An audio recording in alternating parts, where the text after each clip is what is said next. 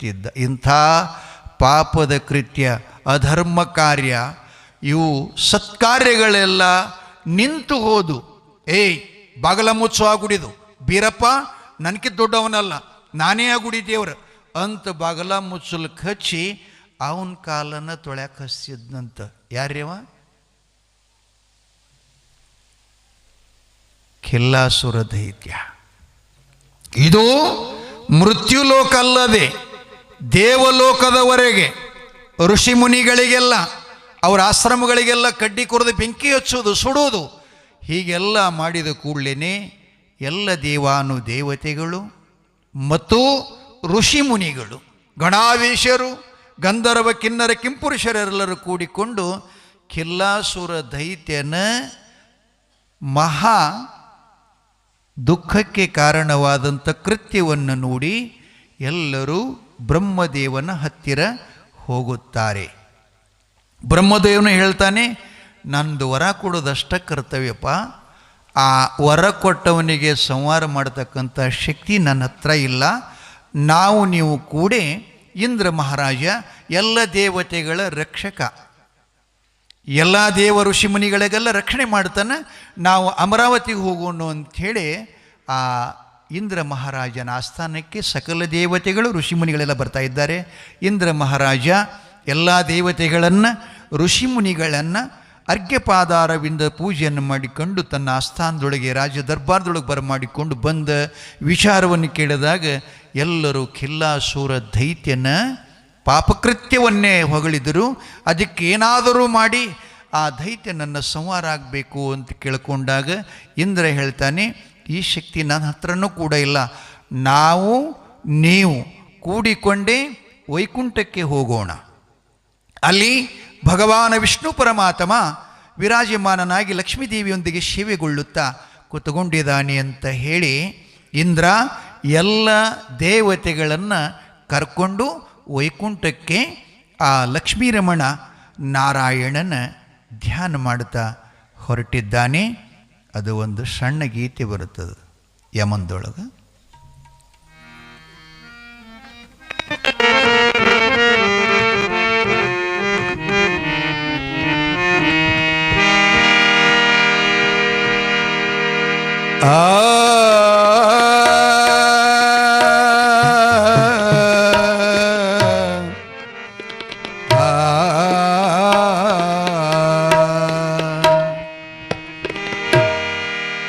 ಏನು ಧನ್ಯಳೋ ಲಕುಮಿ, ಎಂಥ ಮಾನ್ಯಳೋ,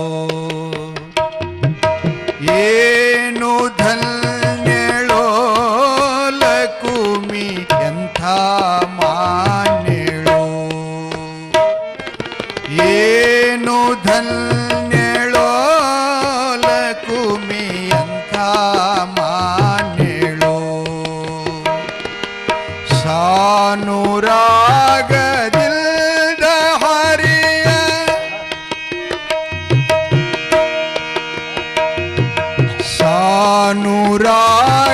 ಸಾನುರಾಗದಿಲ್ದ ಹರಿಯ, ತಾನೇ ಪೂಜೆ ಮಾಡುತ್ತಿಹಳು, ತಾನೇ ಪೂಜೆ ಮಾಡುತ್ತಿಹಳು, ಏನು ಧನ್ಯಳೋ ಲಕುಮಿ, ಎಂಥ ಮಾನ್ಯಳೋ, ಏನು ಧನ್ಯಳೋ ಲಕುಮಿ, ಎಂಥ ಮಾನ್ಯಳೋ.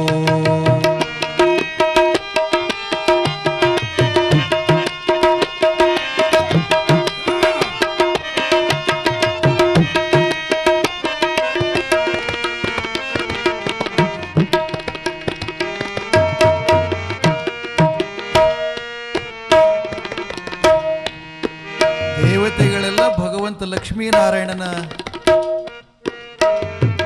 ಕೋಟಿ ಕೋಟಿ ಭೃತ್ಯರಿರಲು ಹಾಟಕಾಂಬರನ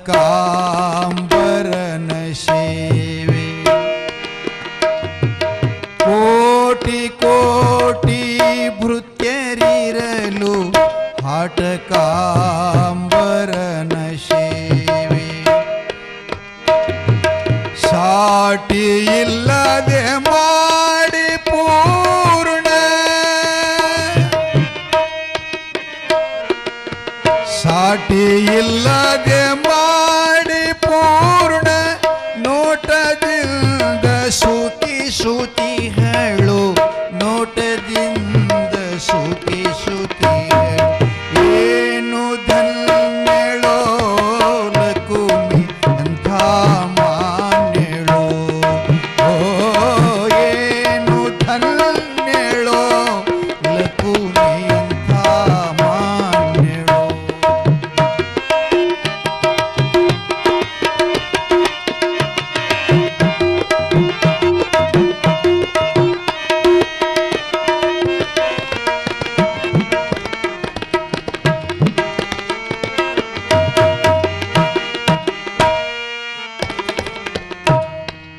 ಲಕ್ಷ್ಮೀ ಸೇವಾ ನೋಡಿ ಇವರು ಹಾಡಕತ್ತಿದ್ದಾರೆ. ಛತ್ರ ಚಾಮರ ವ್ಯಂಜನ ಪರ್ಯಂಕ ಛತ್ರ ಚಾಮರ ವ್ಯಂಜನ ಪರ್ಯಂಕ ಛತ್ರ ಚಾಮರ ವ್ಯಂಜನ ಪರ್ಯಂಕ ಛತ್ರ ಚಾಮರ ವ್ಯಂಜನ ಪರ್ಯಂಕ ಪಾತ್ರ ರೂಪದಲ್ಲಿ ನಿಂತು ಚಿತ್ರ ಚರಿತನಾದ ಹರಿಯ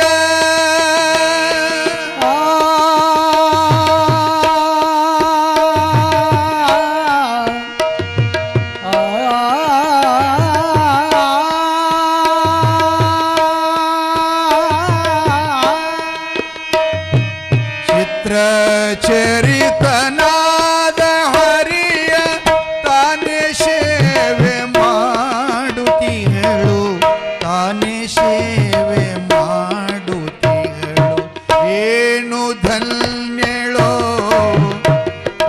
ಏನು ಧನ್ಯಳೋ ಲಕುಮಿ ಅಂತ ಮಾನ್ಯಳೋ ಏನು ಧನ್ಯಳೋ ಲಕುಮಿ ಅಂತ ಮಾನ್ಯಳೋ.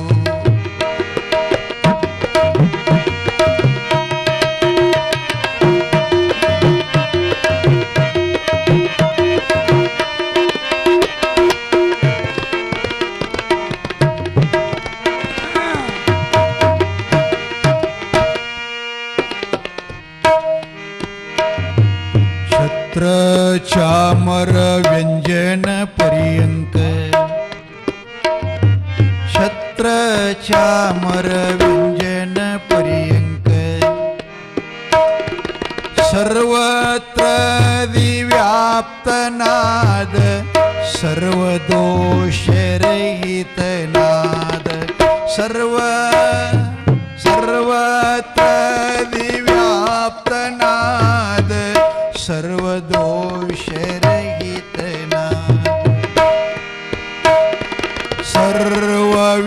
ಸರ್ವವ್ಯಂಜನಾದ ಪುರಂದರ ನಂದ ಪುರಂದರ ವಿಠಲ ವಿಠಲ ವಿಠಲ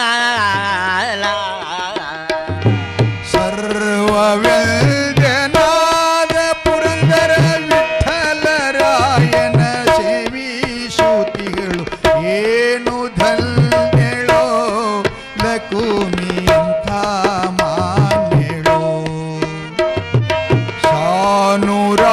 ಸಾನುರಾಗದಿಲ್ದ ಹರಿಯ ಜಯ ಮಂಗಲಂ ಜಯ ನಮ ಪಾರ್ವತೇಶ್ವರ सद्गुरु रेवणा सिद्धेश्वर महाराज की वीरलिंगेश्वर महाराज की जय. ದೇವಿ ಭಗವತಿಯ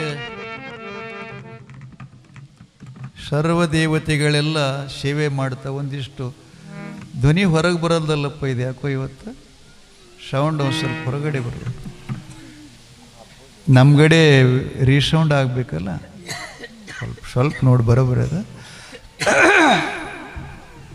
ಬಹಳ ಸುಂದರ ಗೀತೆಯನ್ನು ಪುರಂದರದಾಸರು ಹಾಡಿದ್ದಾರೆ. ಲಕ್ಷ್ಮೀರಮಣ ಗೋವಿಂದನ ಧ್ಯಾನ ಮಾಡ್ತಾ ದೇವತೆಗಳು ಹೊರಟಿದ್ದಾರೆ. ಎಂಥ ಧನ್ಯಳಮ್ಮ, ಕೋಟಿ ಕೋಟಿ ನಿನ್ನ ಭಕ್ತರಿರ್ಲಿಕ್ಕಾಗಿ ನೀನೇ ಭಗವಂತನ ಸೇವೆ ಮಾಡ್ತೀಯಲ್ಲ ಅಂಥೇಳಿ ಹಾಡ್ತಾ ಇದ್ದಾರೆ ಅವರೆಲ್ಲ. ಭಗವಂತನ ಸನ್ನಿಧಾನಕ್ಕೆ ಸಕಲ ದೇವತೆಗಳು, ಋಷಿ ಮುನಿ ಪುಂಗವರು,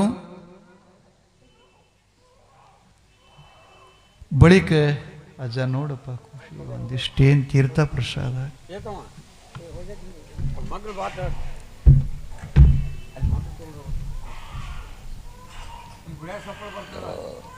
ಇಲ್ಲ ಇರಲಿ, ನೀವ ಸ್ವಲ್ಪ ಇದು ಮಾಡಿ ಪಾಪ, ಬರ ಗಪ್ಪಿಯಾಗಿ ಬಂದೈತೆ ನೋಡೋದು.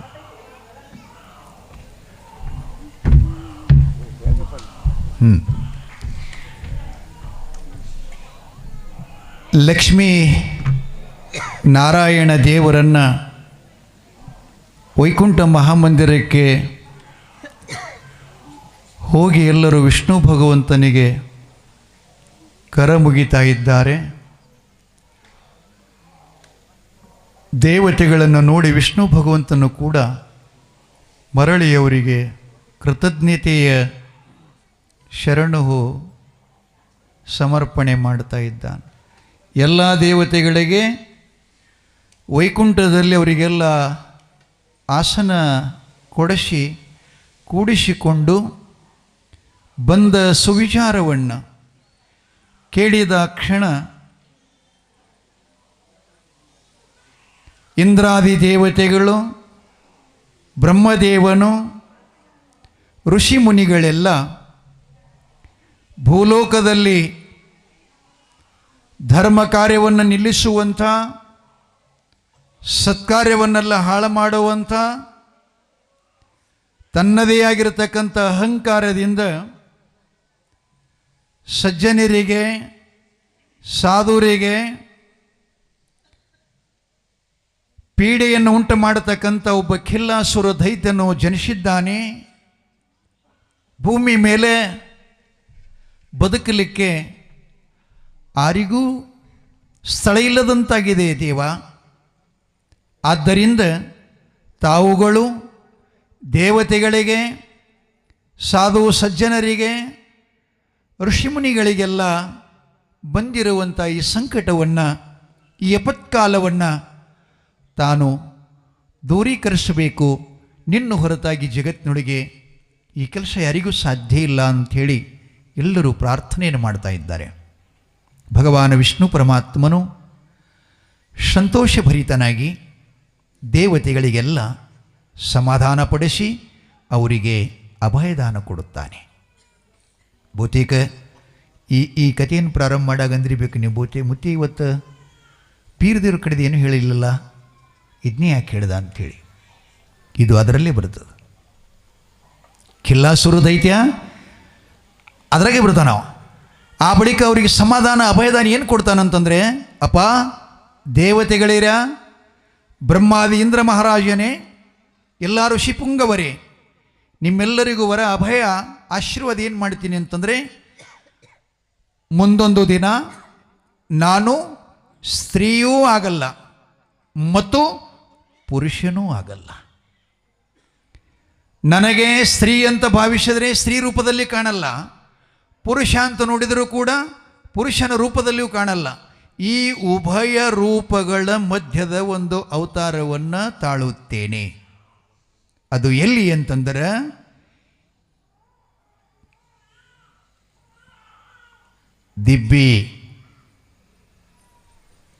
ದಿಬ್ಬರಾಯನ ಆಸ್ಥಾನದಲ್ಲಿ ಚಾಮರಾಯ ಅನ್ನುವಂಥವನ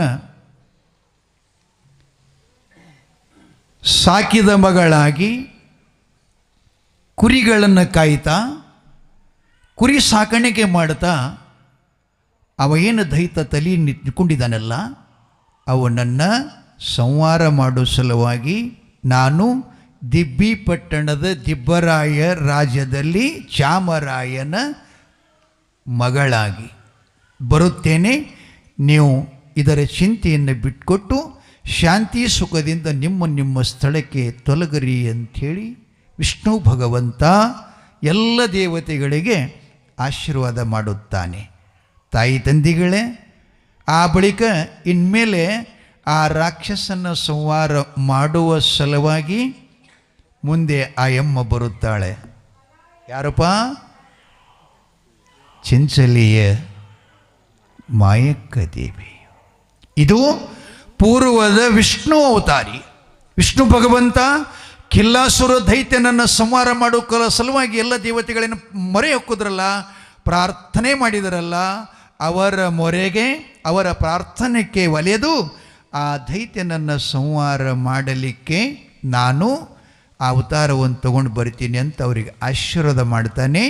ಇತ್ತ ಕಳವಿ ನಾರಾಯಣಗೌಡ ನಗರಿ ಪಟ್ಟಣದಿಂದ ಜಂಬೂ ಗಡ್ಡಿ ಮೇಲೆ ನಿತ್ಯದಂತೆ ಭಗವಂತನ ಸೇವೆ ಮಾಡಲು ಸನ್ನದ್ಧನಾಗಿ ಅನೇಕ ಪುಷ್ಪಾದಿಗಳನ್ನು ಹರಕೊಂಡು ಶುದ್ಧವಾದಂಥ ಜಲವನ್ನು ತೆಗೆದುಕೊಂಡು ಶಿವಾನುಭವ ಕೈಲಾಸಕ್ಕೆ ತೆರಳಿ ಭಗವಂತನ ಪೂಜೆಯನ್ನು ಪ್ರಾರಂಭ ಮಾಡ್ತಾನೆ. ಅದಕ್ಕೂ ಪೂರ್ವದಲ್ಲಿ ಒಬ್ಬ ಭಗವದ್ ಭಕ್ತನಾಗಿರತಕ್ಕಂಥ ಪುಷ್ಪದತ್ತ ಅಂಥೇಳಿ ಅವನು ಕೂಡ ಪರಮಾತ್ಮನ ಮೇಲೆ ಅತ್ಯಂತ ಅನುರಾಗದ ಭಕ್ತಿನಿಟ್ಕೊಂಡು ಸೇವೆ ಮಾಡ್ತಿದ್ದ. ಅವನು ಕೂಡ ಅನಂತ ಪುಷ್ಪಗಳನ್ನು ದೇವರಿಗೆ ಮುಂಡಿಗೆ ಏರಿಸ್ತಿದ್ನಂತ.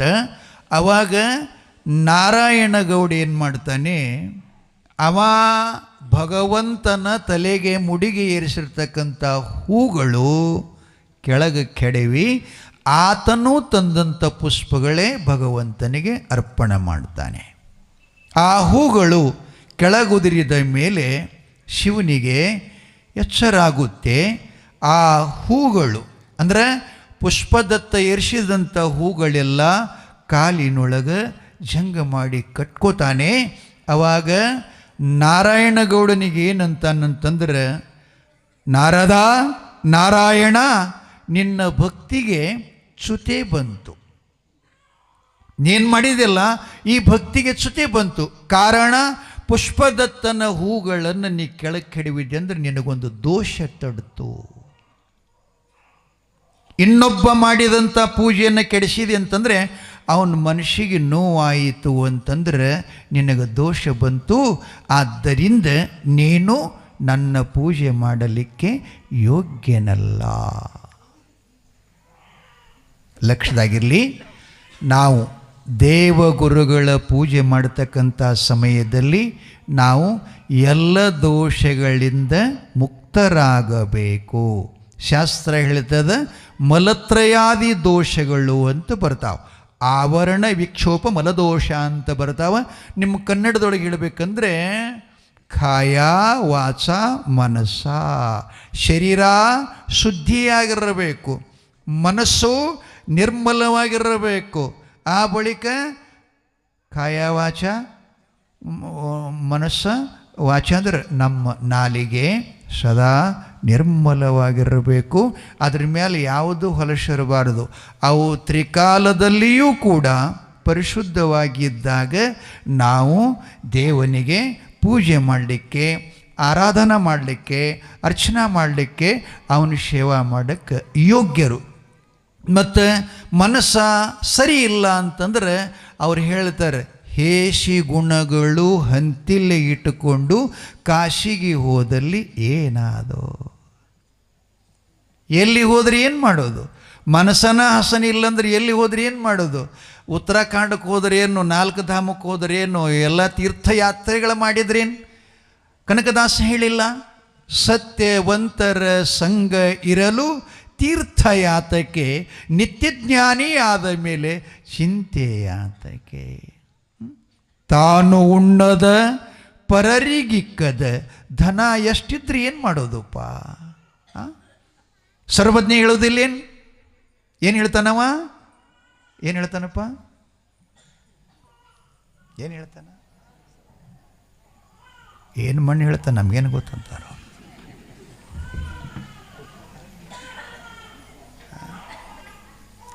ಪಾಪಿಯ ಧನ. ಪಾಪಿಯ ಧನ ಪ್ರಾಯಶ್ಚಿತಕ್ಕಲ್ಲದೆ ಸತ್ಪಾತ್ರಕ್ಕೆ ಸಲ್ಲುವುದಿಲ್ಲಯ್ಯ. ಬಳಿಕ ನಾಯಿ ಮಲಿ ಹಾಲು ಕುನ್ನಿಗಳಿಗಲ್ಲದೆ, ಅದು ದೇವನ ಗದ್ದುಗೆಗೆ ಅಭಿಷೇಕಕ್ಕೆ ಬರುವಂಥ ಹಾಲಲ್ಲ. ಅಮ್ಮ, ತಾಯಿ ತಂದೆಗಳೇ, ಪಂಚಮಿ ಹಬ್ಬ ಆಚರಣೆ ಮಾಡ್ಲಿಕ್ಕೆ ಬಂದಿರಲ್ಲ, ಭಾಳ ಸಂತೋಷ, ಭಾಳ ಸಂತೋಷ. ಆ ಮನಸ್ಸು ಹಸನ ಇತ್ತು ಅಂದ್ರೆ ಪ್ರತಿನಿತ್ಯ ಪಂಚಮಿನ, ಪ್ರತಿನಿತ್ಯ ದೀಪಾವಳಿನ, ಪ್ರತಿನಿತ್ಯ ಯುಗಾದಿನ, ಪ್ರತಿನಿತ್ಯ ಏನಪ್ಪ ಮತ್ತು ಎಲ್ಲ ಹಬ್ಬಗಳೇ. ಮೊದಲು ಭಾವ್ ಮನುಷ್ಯ. ಇದು ಯಾಕೆ ಹೇಳಕತ್ತೀನಿರಿಪ್ಪ ನಾ? ಯಾಕೆ ಹೇಳದಪ್ಪ ಮತ್ತೆ? ಯಾಕೆ ಹೇಳಿದೆ? ಕಳವಿ ನಾರಾಯಣ ಗೌಡನ ಮನಸ್ಸಿನಲ್ಲಿರುವಂಥ ಸಂಕುಚಿತ. ಅವ್ರು ಹೇಳಿಲ್ಲ, ನಿಂದಿಸಿ ನುಡಿಯದಿರು ಆರನು. ಆಗಲೇ ನಿನ್ನೊಂದು ವಚನ ಹೇಳಿದೇವಲ್ಲ, ಏನಂತ? ಏನಪ್ಪ? ಇದಿರು ಹಳಿಯಲು ಬೇಡ, ಅನ್ಯರಿಗೆ ಅಸಹ್ಯ ಪಡಬೇಡ.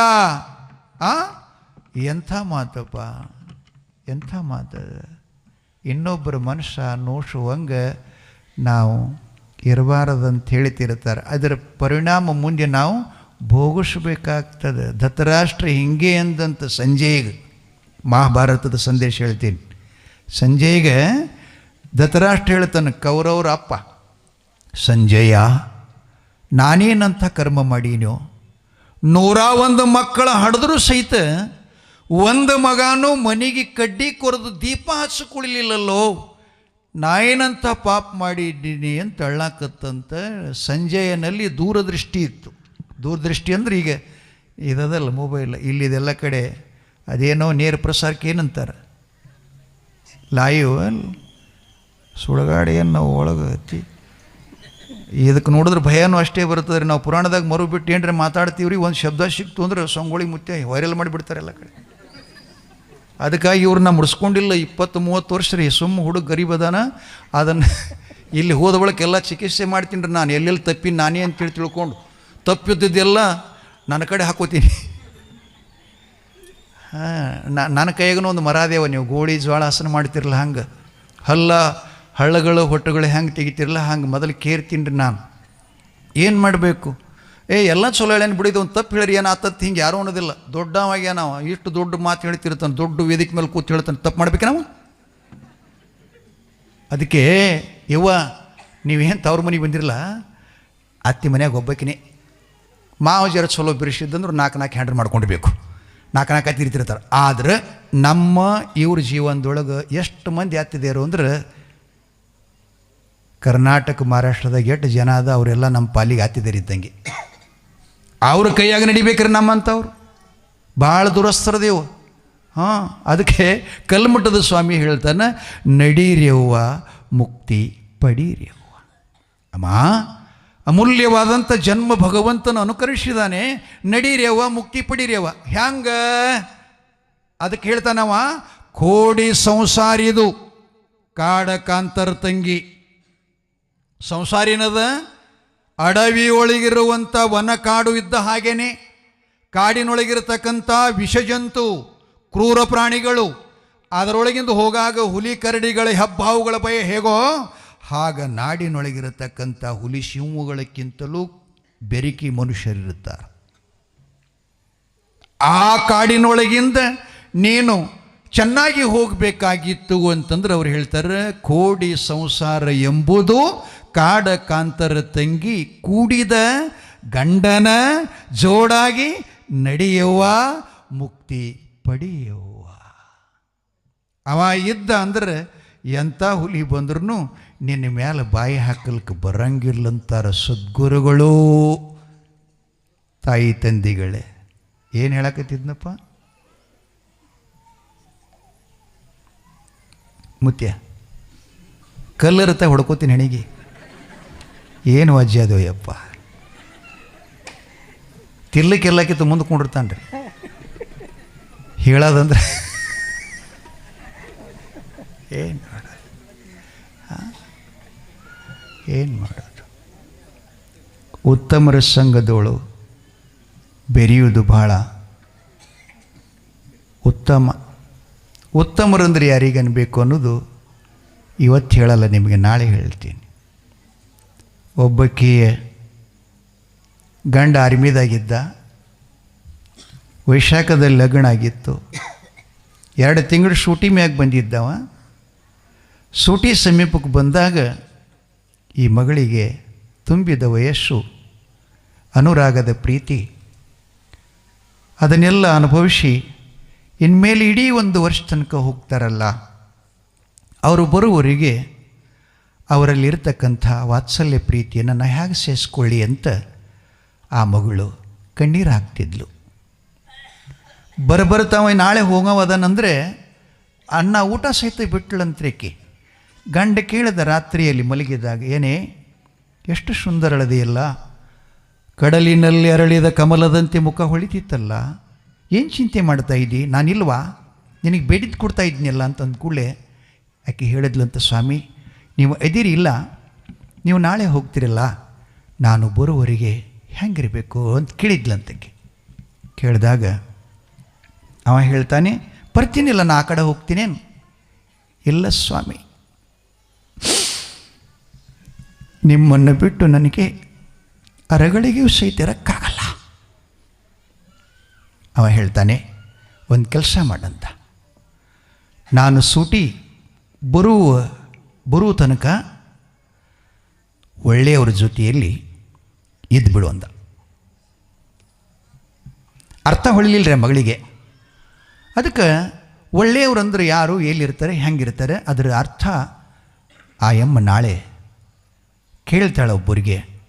ಅವ್ರು ಹೇಳ್ತಾರೆ, ಅವ್ರ ಸಂಘದೊಳಗಿದ್ರೆ ಏನಾದಿತ್ತು. ಇಲ್ಲಿ ಇನ್ನೊಂದು ನಿಮಗೆ ಹೇಳೋ ಮಾತಂದರೆ, ಈ ಎಮ್ಮನಿಗೆ ಅವ ಹೇಳಿದ್ದು ಪಾರಮಾರ್ಥಿಕವಾಗಿ, ಈಕೆ ತಿಳ್ಕೊಂಡದ್ದು ಲೌಕಿಕವಾಗಿ. ಲೌಕಿಕ ಅಂದರೆ ಒಂದು ಅಂಗ ಸುಖ ಅದ, ಒಂದು ಲಿಂಗ ಸುಖ ಅದ. ಆ ಬಳಿಕ ಒಂದು ಯೋಗ ಸುಖ ಅದ, ಒಂದು ಭೋಗ ಸುಖ ಅದ. ಈ 4 ಸುಖಗಳಲ್ಲಿ ಯಾವುದು ಸುಖ ಶ್ರೇಷ್ಠ ಅನ್ನೋದನ್ನು ಆ ಮಗಳಿಗೆ ಅರ್ಥ ಆಗಿಲ್ಲ.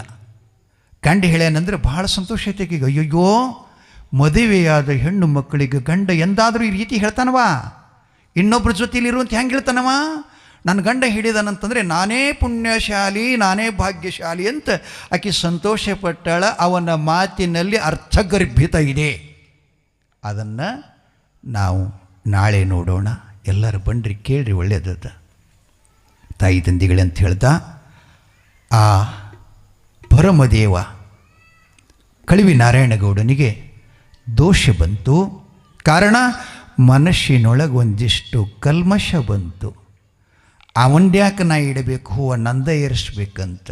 ಭಕ್ತರಲ್ಲಿ 2 ಪ್ರಕಾರ, ವರಗಳ ಪ್ರಾಪ್ತಿಗಾಗಿ ಮಾಡಾವ ಸೇವಾ, ಆ ಬಳಿಕ ಈ ವಿಶ್ವಕ್ಕೆ ಶಾಂತಿಗಾಗಿ ಮಾಡತಕ್ಕಂಥ ಸೇವಾ, ಅದು ನಿಸ್ವಾರ್ಥ, ಇದು ಸ್ವಾರ್ಥ. ಶಿವನು ಹೇಳ್ತಾನೆ, ನೋಡಪ್ಪ, ಈ ದೋಷದಿಂದ ನೀನು ಮುಕ್ತನಾಗಬೇಕಾದರೆ ನೀನು ಭರತಖಂಡದಲ್ಲಿ ಅತ್ಯಂತ ಪವಿತ್ರವಾದ, ಅತ್ಯಂತ ಶ್ರೇಷ್ಠವಾದ ವೇದಾಗಮ ಪುರಾಣ ಶಾಸ್ತ್ರಗಳ ಪ್ರಮಾಣವಾಗಿ ಆವ ಕ್ಷೇತ್ರ ಅಂತಂದರೆ ಕಾಶಿ ವಿಶ್ವನಾಥನ ಕ್ಷೇತ್ರ.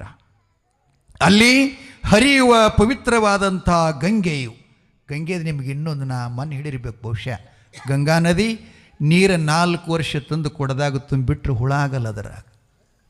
ತಾ ಪವಿತ್ರ ಆ ಗಂಗೆಯಲ್ಲಿ ಸ್ನಾನ ಮಾಡಿ ಆ ಕಾಶಿಯ ತೀರ್ಥವೇ ತಂದು ನನಗೆ ಪೂಜಾ ಮಾಡಿದ ಬಳಿಕ ನೀನು ಆ ದೋಷದಿಂದ ಮುಕ್ತನಾಗತಿ ಅಂತ ಶಿವ ಹೇಳಿದ್ದಾನೆ.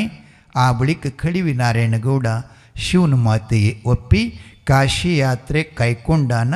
ಅವ ಬರೋವರಿಗೆ ಈ ದೇವ್ರ ಪೂಜೆ ಯಾರಿಗೆ ಹಸ್ತಾನ ಅದು ನಾಳೆ ನೋಡೋಣ. ನಾಳೆ ನೋಡೋಣ.